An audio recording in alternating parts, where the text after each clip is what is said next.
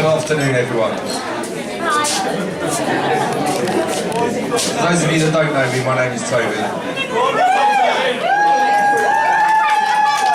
Otherwise known as Coop, which I'm sure you're all probably more familiar with.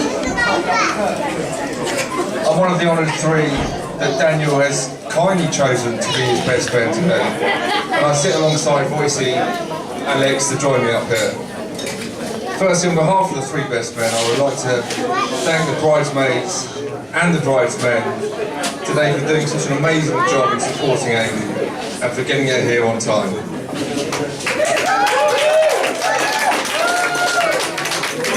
I have to confess, it's my first wedding where three blokes have been awarded the position of bridesman. And for that I applaud you all, wherever you are. And it is on that note that I only wish you'd have made the effort and squeezed yourselves into a nice little frock. And without further ado, I'd like to offer you all a small gift on behalf of the best men for your efforts today. If you'd like to come forward. Bridesmaids and bridesmen.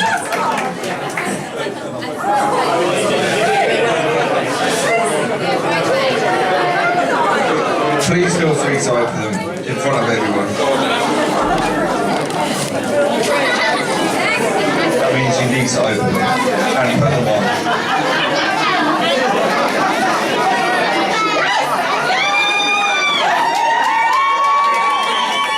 We need to do the hula hula with them first. We've got all the poses, don't we?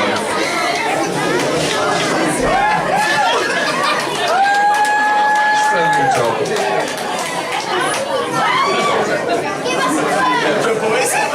Anyway, listen, outshining all of this, because they really do look stunning, I have to say. Please don't sit down, you can stand in front of me if you want. Outshining all of this, of course, is where I think you'll agree how absolutely stunning Amy looks tonight.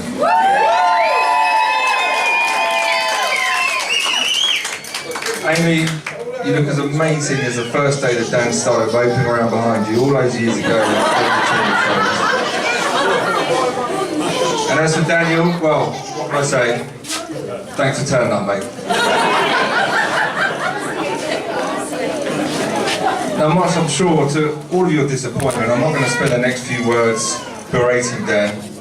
I'll have to leave that to Voicey, who I can see sitting beside me frothing at the mouth to go full bore. So again, good luck with that one, mate. Instead, I'd like to look back to the days of old when the Loxford boys could be found almost inevitably in Dan's caravan at the bottom of his mum's garden playing shit here. Or down the Onslow having a swift pint after taking orders from Dan all day in the kitchen. Those are the days. As they were very fond memories for us all, it's amazing to think that that was actually the best part of 20 years ago. It's crazy. But actually, what is more amazing is to think that in the next 20 years from now, it'll be Dan and Amy to look back and share similar fond memories of these sort of times than today in particular. Danny boy, he's hiding in the corner there, but he's somewhere. You've been a great friend to me, mate. And I'll tell you what, you really have given me the honour of being part of your special day today.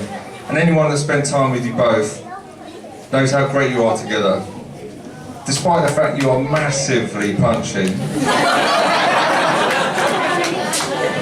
I would like to wish the both of you a lifetime of happiness together.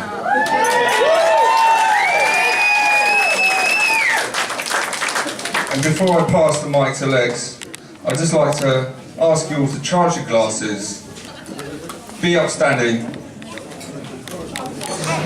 and raise your hands to a toast to the bride and groom, to Dan and Amy. Thank you.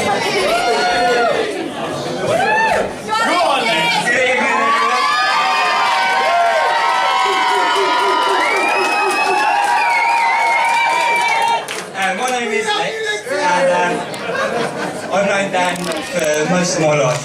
He is one of my best friends, and I'm honoured, although slightly terrified about this part, that he came to me to be one of his best men and allow me to share this special day with them and all of you. I hope we have carried out our best men duties, and Dan, you have enjoyed yourself. You certainly seem to have a good time in Amsterdam. I truly am so happy for the two of you. You really are great together and deserve all the happiness in the world. Amy, to repeat Coop's words, you look absolutely stunning. And I think we can all agree, Danny boy is a punch. You are both so lucky to have found each other, and I wish you a long and happy life together. Please could we raise our glasses again? To Dan and Amy. I'm going to pass you over the voice here. So please be gentle.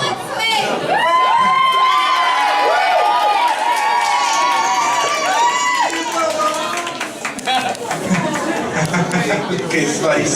I love it. I love it. Right, here we go. One sec.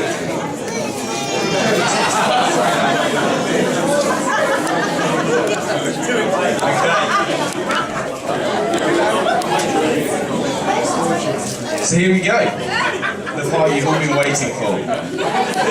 I have to say that this is, I've had the pleasure to deliver 2 or 3 best man speeches in my time, but this is the first time that I've had the opportunity to share it with 2 other great guys such as Luke, Coop and Lex. But I have to say, after lots of coordination and many, many months of getting everything together, I have to say we're a lot better at coordinating stag do's than we are best man speeches. So,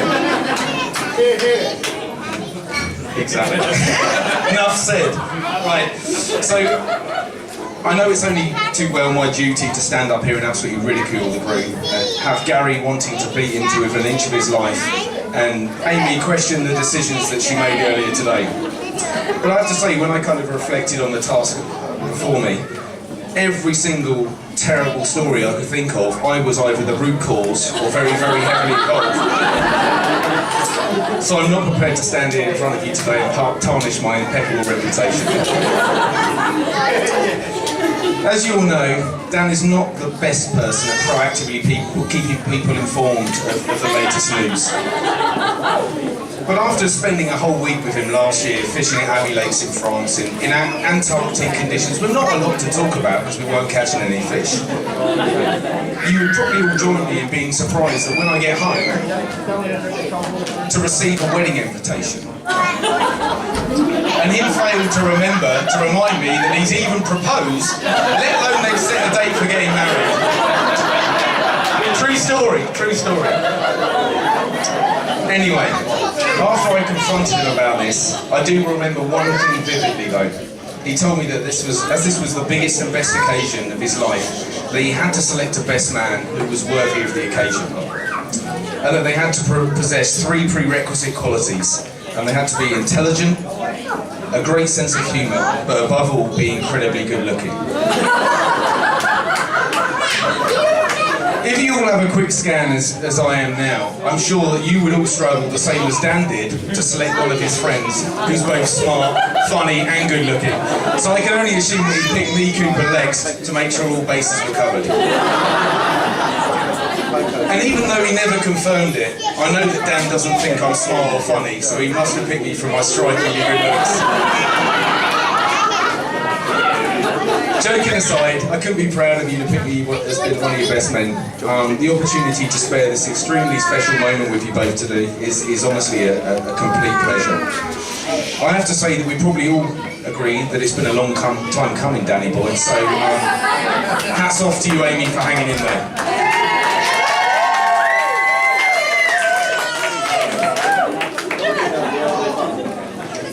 For those of you who don't know, I've known Dan a similar amount of time to Lex and Clue, which is around 20 years. I think the reason we've stayed such good friends in so many years is because of our competitive nature and also sharing some similar interests and hobbies over the years, and the fact that we're all seriously cool.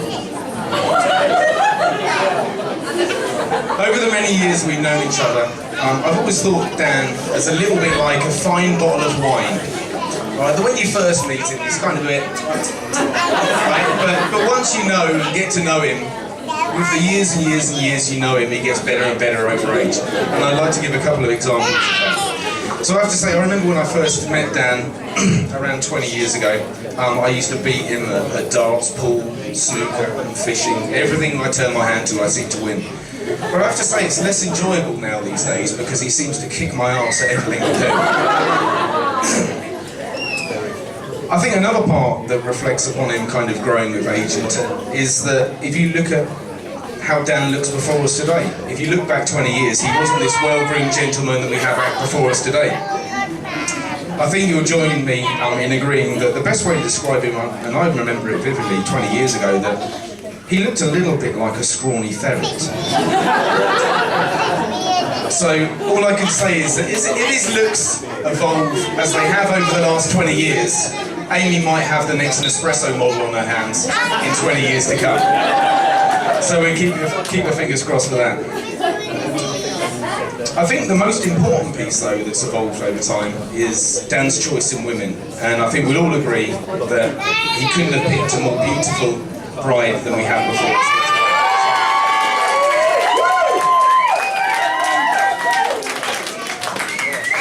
I have to say, looking back all those years, there was a very strong question in my mind whether him and Lex would actually become an item, so I'm actually pleased to prove it wrong.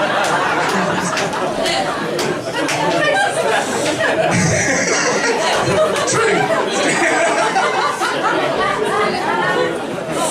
So even though I haven't taken my speech straps and completely ridiculed Dan today, I would like to reflect on several periods of our life that we spent together. The first one is the one that I call the Lockswood phase.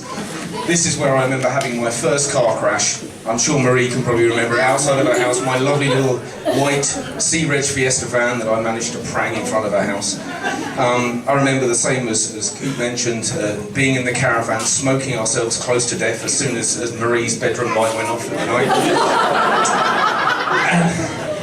And I also remember responsibly getting Dan smashed at my house in Eiffel at the age of 15 and making him walk home.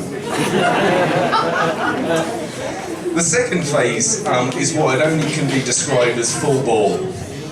This is the period of time which me, Tim, Dan and Marky shared a house together in Five Oaks, for which we actually named the house Full Bore. We all have shocking tattoos to remind us of this period of our lives, but there'll always be days that I cherish, and they were extreme to say the least, so I won't talk about any of those stories. And the third and final phase is what I want to call the growing up phase. And this is where I've had the pleasure to witness each and every one of the ex-Full Bore residents to kind of grow out the craziness and then go their own ways to make a great life for themselves. And I have to say, honest Dan, seeing you here today with a beautiful bride such as Amy, I really couldn't be prouder of you. Surprised us all. Anyway, so I'm not going to stand up here and get too emotional, so I'd like to draw my speech to a close. So I'd like to raise our final toast to love, laughter, and happy ever after. Dan and Amy.